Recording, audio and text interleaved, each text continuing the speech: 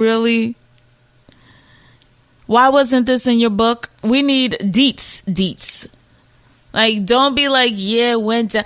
Like, details. How was it? What's going on? You know what I mean? Like, Method Man. Like, I don't know if I believe it or not.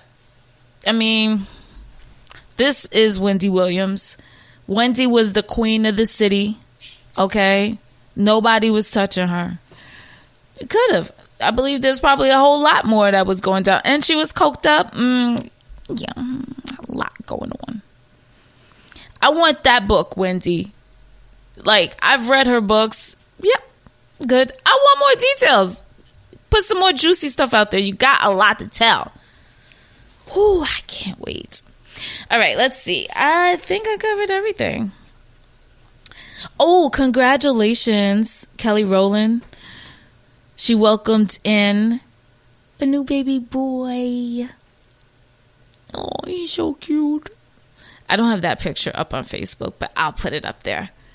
And I forgot what his name is. Let me see if I can find it real quick. Oh, Noah John. That is such a cute name. I always liked Kelly Rowland. She was so quiet, but she's so cute. I always liked her. All right. I think that is it. Oh. Rewind back up. Now, I'm not a part of Ivy Park collection. I would like it. Don't get me wrong, but I'm not chasing it. I don't know. Not right now, I guess I should say. But shout out to Beyonce, because the Icy collection really do look dope. And she's got Gucci Man as a model in the menswear. And I like it. I'm like, all right, this is nice. Go ahead, B. All right. That is it for what's happening. I do have a guest, though. I forgot to say. I got a guest coming up for the listener emails inside of Hit the Switch, our spotlight topic. My daughter-in-law, Jen. So we'll be talking coming up next.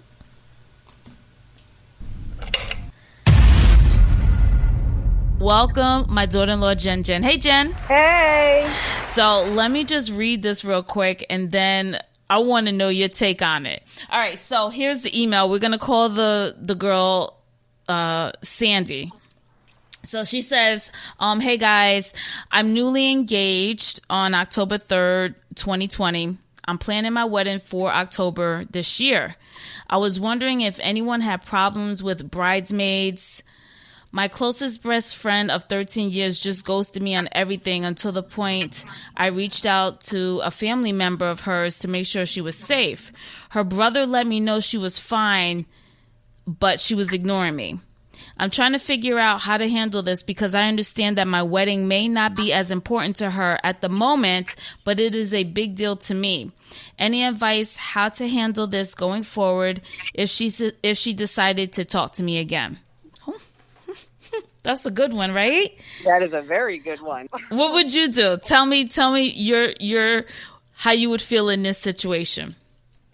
I would definitely be hurt, but being the woman that I am, I would just, for now, because I want to be focused on my wedding, and us as women need to show that we are able to do whatever we put our minds to. Mm-hmm. So for the time being, I would put my best friend on the back burner, not stew about it, and focus on the happiest day of my life. And if that means you need to reach out to a different friend to help out with that, your friends are supposed to be there for you. Mm-hmm. So reach out and get a bunch of people together. It'll come through one way or another. It'll come through, and then deal with the best friend situation after you settle down and get your life started and see what she has to say for herself. I agree with you when you say focus on your wedding, because that's really what's important. Right. I don't know. I might have I might reach out and be like, what are you doing? You're supposed to be a close friend of mine. You know, I'm engaged. I want you a part of this. What happened between us that stopped us from talking? You know what I mean? Like, that is true. Because first of all, I don't know too much more of the email. This is just me kind of thinking outside of the box. Mm-hmm. Why is she being mad? You know what I mean? Like, why would the friend do that when she knows her friend just got engaged? Is it something that she doesn't want her to get married? You know what I mean? Like, does it seem like it's something more? It could be. I mean, for somebody just to all of a sudden be okay with everything, because obviously she considered her a bridesmaid. Right. So she must have said yes, and bridesmaids know the responsibility. It could be a combination of a few things. It could be she might be jealous. Mm-hmm. She might be having stuff going on in her life that's causing her to be jealous, and she just can't be happy for her, and she may just not want her best friend to see that she's not happy for her. Right. I mean, is that right? No, at least reach out and be like, okay, I know I said I was going to do this, but I really can't because I'm going through some stuff. Right. Right. And that's where I think Sandy can look and see exactly what the friendship is about. Because on my end, I would reach out and say, what's going on? I mean, because this is going to probably linger. If we're really close friends, mm-hmm. I would have pictured you at my wedding, pictured you going with me to pick out a dress. Like, these are all the things that we're supposed to share by being close friends. And so I would need to figure out exactly what the hell she's mad at. Give her a call, Sandy, and get that ironed out. Because if it's something really kind of stupid, it could be easily fixed. Kiboshed. Right. Because Sandy may feel like my friend ain't even here. It could weigh on her once everything is over, you know? So I would say reach out. From that reach out, then you can look at it and say, all right, is she being petty enough for me to let it go and focus on my marriage? Or is it just a stupid misunderstanding that we can iron out and we both can move on and be in pictures together and toast it up at the bachelorette party? You know? True. But the focus is the wedding. So absolutely don't let that linger. Knock it right out the park early and see what's being said, and then whatever is whatever, focus on your marriage. Right. Because, at the end of the day, the worst that's going to happen is you're going to have a clear mind and be able to move forward. Yeah, absolutely. Man, that was a good one. That was a good one. Let me ask you another one. There is one more that I actually just got maybe about a half an hour before we started. Since we got just a few more minutes left, let's go over this one. I am having issues with my husband wanting to play his game all day. How do you, if you have to deal with this, deal with him being on the game all day? Pretty much is what she's saying. Ooh, girl, this is a good one. I know, right? This is right up my alley. Good. And wait, let me just say this. You have a son who is like, wants to make a career of this. So you got experience all the way around. Go ahead. Yes. Okay. So my hubby works all day long. Mm-hmm. And I feel like if he wants to come home and get on the game, I let him get on the game. Playing it all day, when I want the attention, I climb up on his lap. I'll play with his hair. I'm still having time with him. He's still doing his thing, and we're still together. Yeah. I choose to pick my battles, and the game is not a battle that I feel like I need to pick. Yeah. So I join him. See? Now, you also schedule time where there is no game. Yes, there's no cell phone, no game, and in my relationship, there's no keys. Yeah, no what? Unless it involves a driving date. Yes, other than that, I take keys, cell phone, and no game. That way, nobody can call and say, "Oh, can we go do this?" No, he's all mine. Yeah. I feel like it's important. It's important to make sure that you get your you time. So I make sure that it happens. Yeah, I like that. And I didn't even know my son plays games like that, because growing up he really wasn't. No, and the funny thing is, it's mostly all car games. Okay, which, yeah. As you know, we're both into the cars. Yeah. and he'll include me if he's building a car. He'll be like, "Babe, what do you think? You think this wing or that wing?" Yeah. So it's all included. But yeah, he plays. It's not all day long, but he does play games like that. So now that he's with my son, they play together. Ah, okay. Yep. So you made a great point with just joining in. I mean, sometimes you're not going to be interested, but you still join in. I'm quite and you sure. Get snuggle time. Yeah. Mm-hmm. And I'm quite sure there are things that, I didn't even name this email, but I'll call her Nicole. There's things, Nicole, probably that he doesn't even want to do, and he thinks that is obsessive for you, but he probably goes along with it. So I agree. Get your time in. It's a battle that don't need to be fought. You can kind of weave your way into something like that. I don't have to deal with that, honestly. Malcolm is not a gaming person. Sports, yeah. I don't know a damn thing about football. You hear me? But I sit there and I enjoy it. That's the time.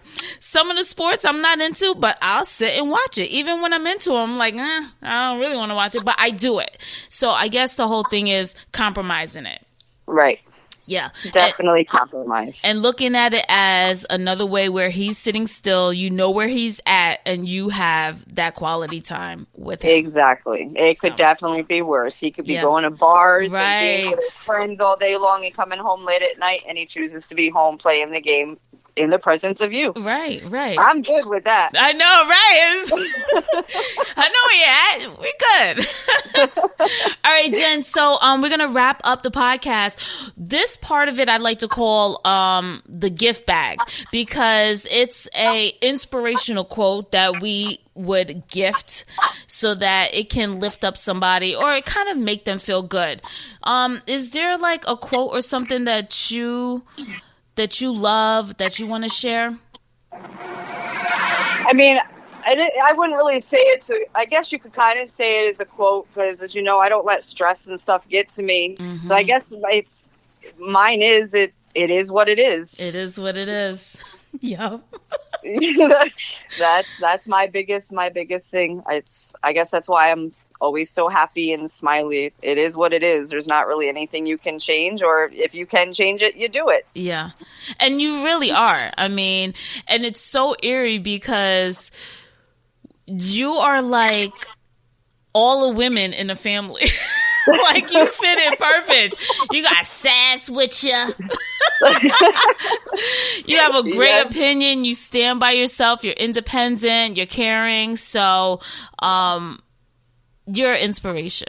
I just want to say that you're a very sweet person, and I'm very glad that my son is with you. Thank you. All right. Oh, one thing before we do close out this show. Yesterday was my mom's birthday. Jen and my son, they live there, so they were able to bring her a cake and everything and sent the pictures. So happy birthday to Mama. Or happy birthday, Umi. Yep. All right. And since I don't have an inspirational quote today, I started doing word of the day, because I found myself being like, I'm recycling like the same 10 words, right? And I'm like, this is a good idea. So I got an app on my phone that sends me a word every day. And so let me get to the word. I don't know if you'll be able to hear it. Let me see if I turn it up, if you can hear it. Autargy. What's that mean? Autargy is the action or fact of working or acting independently without external influence. So normally my podcast is Autargy with just me. Right. That's a good word. That's a great word. Now I got to try to work that in all day.